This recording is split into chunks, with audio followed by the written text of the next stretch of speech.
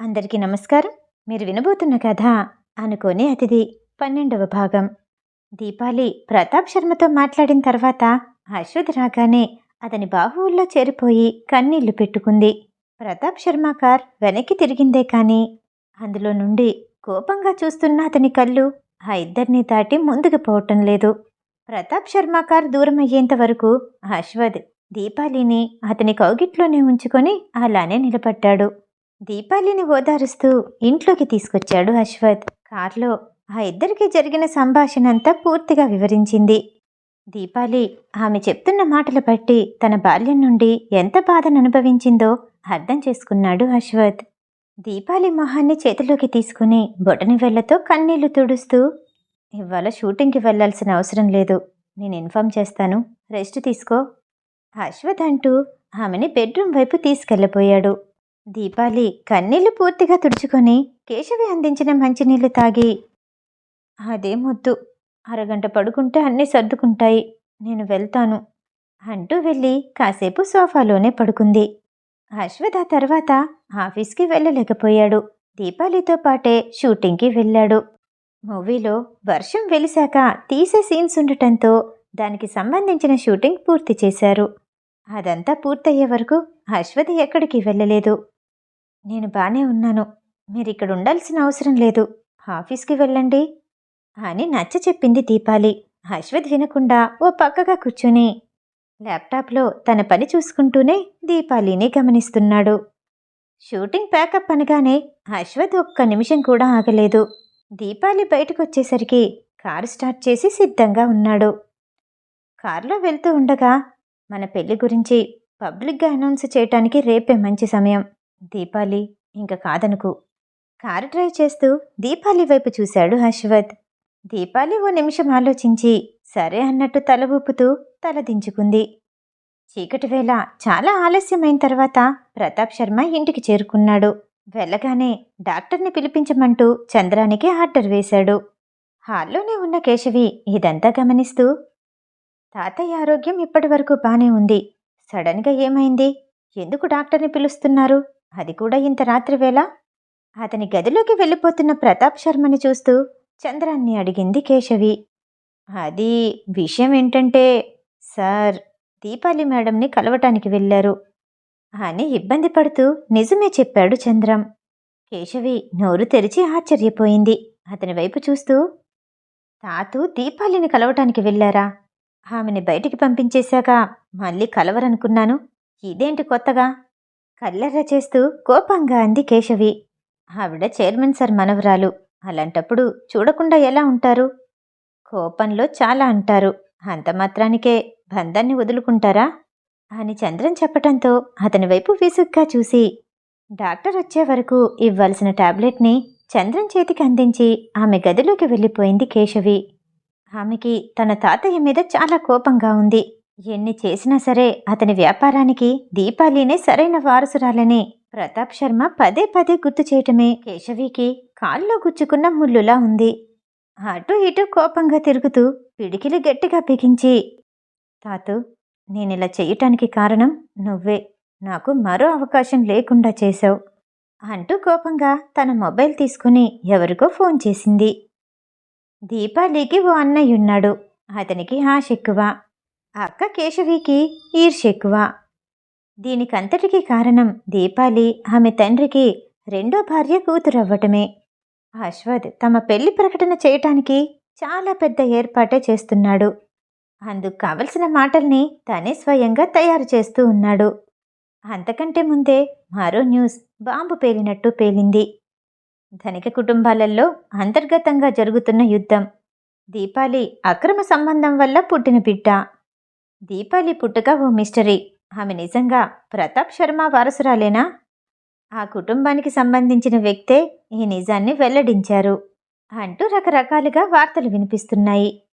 నిజానికి దీపాలి ఏ రోజు తన పుట్టుక గురించి అశ్వథ్తో చర్చించలేదు. ఇదంతా వార్తల ద్వారా తెలుసుకుంటున్న మామూలు ప్రజలు.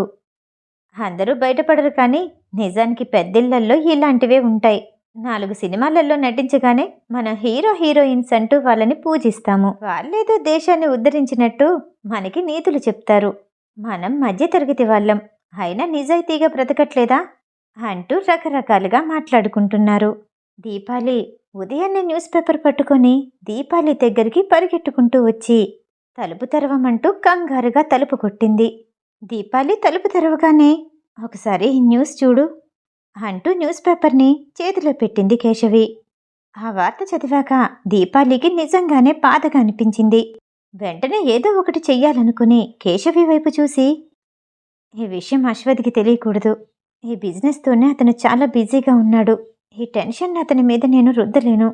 అశ్వథ్కి తెలియకముందే ఏదో ఒకటి చెయ్యాలి. కానీ ఏం చెయ్యాలి ఆలోచిస్తూనే కంగారు పడింది దీపాలి. దీపాలి, సారీ. ఈ విషయం నాకు చెప్పిందే బాస్. నిజానికి నీ వరకు ఈ విషయాన్ని తీసుకురావద్దన్నారు. నువ్వు బాధపడతావని. ఆల్రెడీ ఏఎస్ ఎంటర్టైన్మెంట్ పిఆర్ ఈ పనిలోనే ఉన్నాడు. దీనికి సమాధానం తీటుగానే ఉంటుంది. బాధపడకు. కేశవి ధైర్యం చెప్పిందే కానీ దీపాలి కంగారు పడుతూనే, కేశవి, నేను అర్జెంటుగా తాతయ్యని కలవాలి. కారు రెడీ చేయి. నువ్విక్కడే ఉండు. నేనొక్కదాన్నే వెళ్తాను అని చెప్పింది దీపాలి. ఒకసారి ఆలోచించు. బాస్కి చెప్తే మంచిదేమో అని కేశవి అనగానే దీపాలి ఆమె వైపు కోపంగా చూసింది. పోనీ నేను చెప్పనా?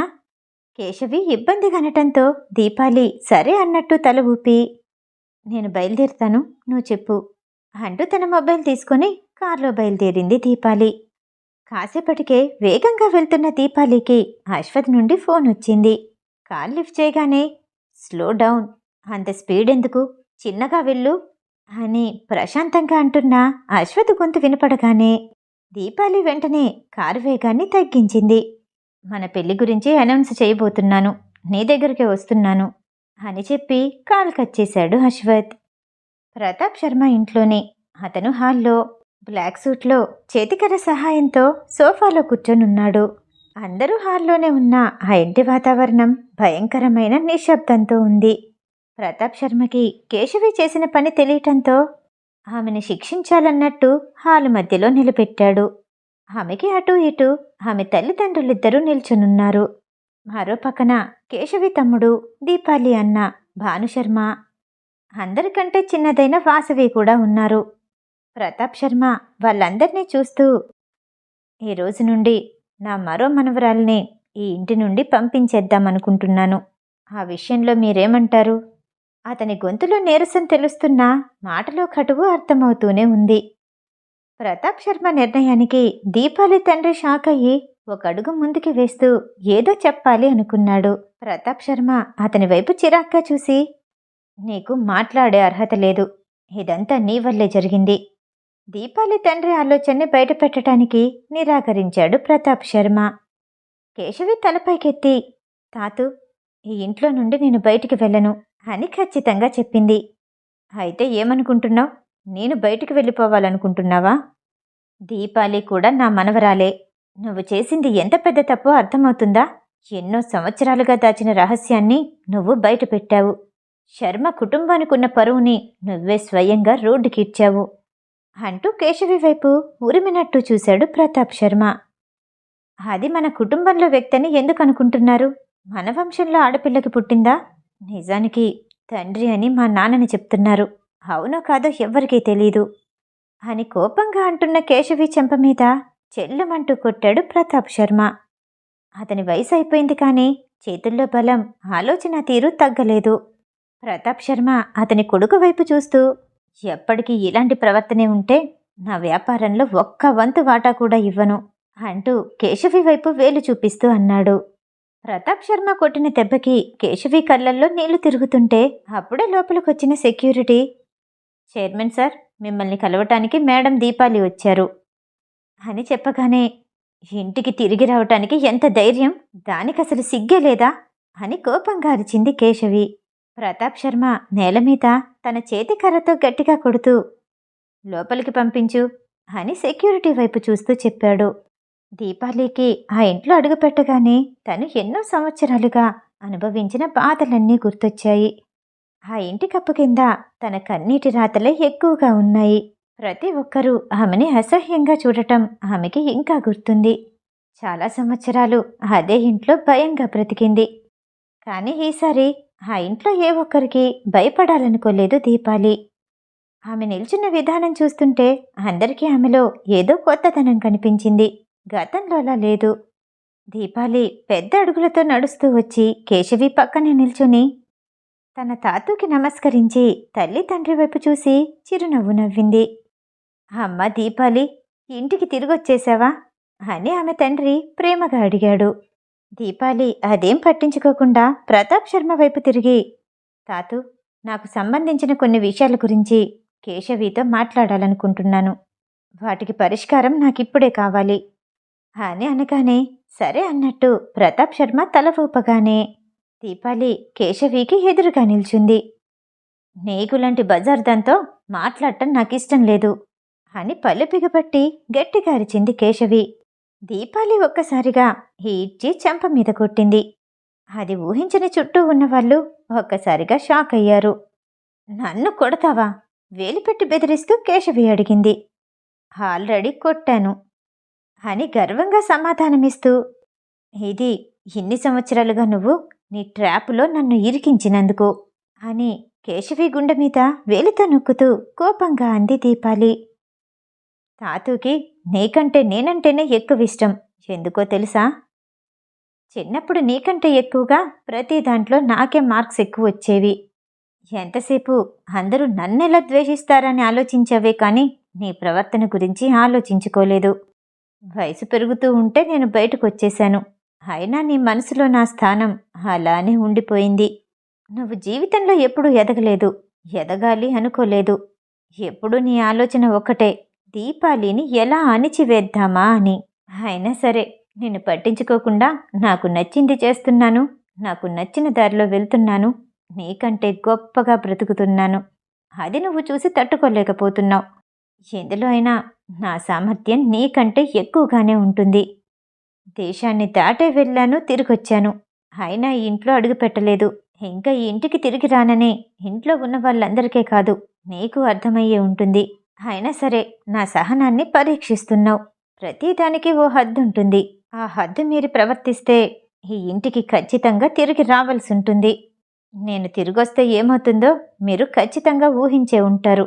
నన్ను రెచ్చగొట్టొద్దు. ఈ ఇంటికి ఎప్పుడైనా వస్తాను, ఎప్పుడైనా వెళ్తాను. నాకు ఎవ్వరి పర్మిషన్ అవసరం లేదు అని చుట్టూ ఉన్న వాళ్ళ వైపు చూస్తూ వార్నింగ్ ఇచ్చింది దీపాలి. దీపాలిలో గతంలో కనిపించే ఆ పిరికితనం వాళ్ళెవ్వరికీ కనిపించలేదు. ఆమె నోటి వెంట అంత ధైర్యంతో కూడుకున్న మాటలు బయటకొస్తాయని ఎవ్వరూ ఊహించలేదు. పూలి పిల్లి రెండు ఒక్క జాతే. మీరు ప్రవర్తించే దాన్ని బట్టే నా ప్రవర్తన కూడా ఉంటుంది అని చెప్పి తిరిగి వెళ్ళిపోబోయింది దీపాలి. వెంటనే ప్రతాప్ శర్మ ఆమె చేతిని పట్టుకుని, ఈరోజు నువ్వు ఈ ఇంట్లో నుండి వెళ్ళిపోయావంటే ఈ కుటుంబంతో అన్ని తెగదింపులైనట్టే, నిర్ణయించుకో. ఆమె వెళ్లకుండా ఉండటానికి ప్రయత్నించాడు. దీపాలి అదేం పట్టించుకోకుండా అతని చేతిని విడిపించుకొని బయటికి రాబోతూ ఉండగా, అయితే నీ తల్లిని తండ్రిని వదిలేసి నీ కుటుంబాన్ని వదిలేసి వెళ్ళిపోతున్నావా అని మళ్ళీ అడిగాడు ప్రతాప్ శర్మ. బేబీ, నువ్వు వెళ్ళిపోకు, మాతోనే కలిసుండు. అమ్మా నాన్న నీకు గుర్తు రావట్లేదా? మా ఇద్దరికి నువ్వు ఎంతగానో గుర్తొస్తున్నావు. ఆమెని ఒప్పించడానికి ప్రయత్నిస్తూ ఎంతో ప్రేమగా అన్నాడు దీపాలి తండ్రి. అయినా సరే దీపాలి అడుగులు ఆగకపోవటంతో నిశ్శబ్దంగా ఉన్న తన తల్లి ఒక్కసారిగా గట్టిగా ఏడుస్తూ, ఇదంతా నా వల్లే, దీనికంతటికీ కారణం నేనే. దీపాలి ఇంత కఠినంగా మారిపోయి నన్ను విడిచిపెట్టి వెళ్ళిపోవటానికి కారణం నేనే. నేనంటూ ఈ భూమి మీద లేకపోతే అంతా ప్రశాంతంగా ఉంటుంది, ఈ ఇల్లంతా క్షేమంగా ఉంటుంది అని బాధగా అంటూ ఉండగా ప్రతాప్ శర్మ గట్టిగా అరుస్తూ, ఎవ్వరూ మాట్లాడొద్దు, అందరూ నోరు మూయండి. ఇవాళ దీపాలి ఎక్కడికి వెళ్ళటం లేదు, ఇంట్లోనే ఉంటుంది అని అనగానే దీపాలి వేస్తున్నాడుగా ఆపేసి వెనక్కి తిరిగి చూసి విరక్తిగా నవ్వింది. సెక్యూరిటీ మళ్ళీ లోపలికి పరిగెత్తుకుంటూ వచ్చాడు. సార్, అశ్వత్థామ సార్ వచ్చారు, మిమ్మల్ని కలవాలంటున్నారు అని చెప్పి చేతుల దగ్గరికి పెట్టుకుని ప్రతాప్ శర్మ సమాధానం కోసం చూస్తున్నాడు సెక్యూరిటీ. అవసరం లేదు, వెళ్ళిపోమ్మను. కోపాన్ని అదుపులో పెట్టుకోవడానికి ప్రయత్నిస్తూ విసుగ్గా అన్నాడు ప్రతాప్ శర్మ. ఆయన్ని లోపలికి పిలు, చెప్పింది దీపాలి. దీపాలి, వాడు బయటవాడు, మన ఇంటి విషయాల్లో తలదూర్చడానికి వాడెవడు అని కోపంగా అరిచాడు ప్రతాప్ శర్మ. అతని కోసం నేను చచ్చిపోతానంటే మీ ఇంటి పరువు తగ్గుతుందా? ఆలోచించుకోండి అని దీపాలి అనేసరికి ఏమీ చేయలేక సెక్యూరిటీ వైపు చూశాడు ప్రతాప్ శర్మ. అతని భావం అర్థమైన సెక్యూరిటీ వెంటనే అశ్వథ్ని లోపలికి పంపించాడు. అశ్వథ్ లోపలికొస్తూ ఉండగా, మిస్టర్, మా కుటుంబ విషయాల్లో నువ్వెక్కువగా మాట్లాడకపోవటమే మంచిది అన్న ప్రతాప్ శర్మ మాటల్ని అశ్వథ్ పట్టించుకోలేదు. దీపాలి వైపు నడుస్తూ ఉండగా ఆమె అప్పటి వరకు ఆపుకున్న కన్నీటిని, దాచుకున్న బాధని అశ్వథ్ని చూడగానే బయట పెట్టేసింది. అశ్వథ్ ఆమె దగ్గరగా వచ్చి తల మీద చేతి నుంచి నుదుటి మీద ముద్దిచ్చి, అంతా నేను చూసుకుంటాను అంటూ ఆమెని దగ్గరికి తీసుకున్నాడు. ఇది మా కుటుంబానికి సంబంధించిన సమస్య. ప్రతాప్ శర్మ కోపంగా ఏదో అంటూ ఉండగా అశ్వథ్ అతని వైపు తీక్షణంగా చూడగానే అతని మాటలు నోట్లోనే ఆగిపోయాయి. ప్రతాప్ శర్మకి ఎదురుగా వెళ్ళి మరో కుర్చీ లాక్కొని అందులో కూర్చొని, దీపాలి నాది, ఈ ఇంట్లో పుట్టలేదు అనుకోండి. నా భార్యగా మారాక మీ ఆస్తి నుండి వచ్చే ఒక్క సెంటు కూడా అవసరం లేదు. మీరందరూ 10 తరాలుగా కూర్చొని తిన్నా తరగని ఆస్తి నా భార్య కాళ్ళ దగ్గర పడుంటుంది. ఎప్పుడైనా తను కావాలనుకుని పుట్టింటికొస్తే మీరందరూ మోకాళ్ళ మీద నిలబడి చూడాలి. ఈ ఇంటి నుండి మీ ఇంటి బిడ్డని నాతో పాటు తీసుకెళ్తున్నాను. అక్కడితో ఈ కుటుంబానికి, నా భార్యకి బంధం తెగిపోయినట్టే. ఇంకా ఎవరైనా ఏదైనా చెయ్యాలనుకుంటే నన్ను దాటి ఎలా వెళ్తారో నేను చూస్తాను. ప్రతాప్ శర్మకి కోపం వచ్చింది, కానీ అశ్వత్థామ వార్నింగ్కి కాళ్ళు వణికాయి. అతను మాట్లాడే విధానానికి, చూసే చూపుకి అక్కడ ఉన్న 2 బాడీగార్డ్స్ కూడా అశ్వథ్ దగ్గరికి వెళ్ళలేకపోయారు. దీపాలి తల్లి గొంతు అకస్మాత్తుగా సంతోషంగా వినపడింది. ఏఎస్ కంపెనీ ప్రెసిడెంట్ని పెళ్లి చేసుకున్నావా? నా జీవితం కంటే నీ జీవితం సంతోషంగా ఉంటుంది. మీ 2 పెళ్లి జరిగిందని నాకు చెప్పలేదు. ఇన్నాళ్ళకి మీ అమ్మ గర్వించే పని చేశావు. నీ కుటుంబంతో నువ్వు మహారాణిలా ఉండు, సంతోషంగా బ్రతుకు అని సంతోషంగా అంటూ ఉండగా దీపాలి తండ్రి ఆమె భుజాలు పట్టుకుని ఊపుతూ, ఏం మాట్లాడుతున్నావు? నాన్న ముందు మన శత్రువుతో ఇలా అయినా మాట్లాడేది అని విసురుగా అన్నాడు. అతని ఛాతీ మీద చేతిని వేసి దూరంగా తోసేస్తూ, నేను పడ్డ బాధ, నేను ఏడ్చిన ఏడుపు దానికి అవసరం లేదు. సంతోషంగా ఉండనివ్వరా అని అందర్నీ చూస్తూ అని తన బెడ్రూంలోకి వెళ్ళిపోయింది దీపాలి తల్లి. ఎవరికి ఎలా ఉన్నా కేశవికి, తన తమ్ముడు భానుశర్మ మరియు వాసవికి సంతోషంగా అనిపించింది. మిగతా కథ తరువాయి భాగంలో. ఈ కథ వింటూ మీకు నచ్చినట్టయితే లైక్ చేసి సబ్స్క్రైబ్ చేయండి. మళ్ళీ రేపు కలుద్దాం. నమస్తే.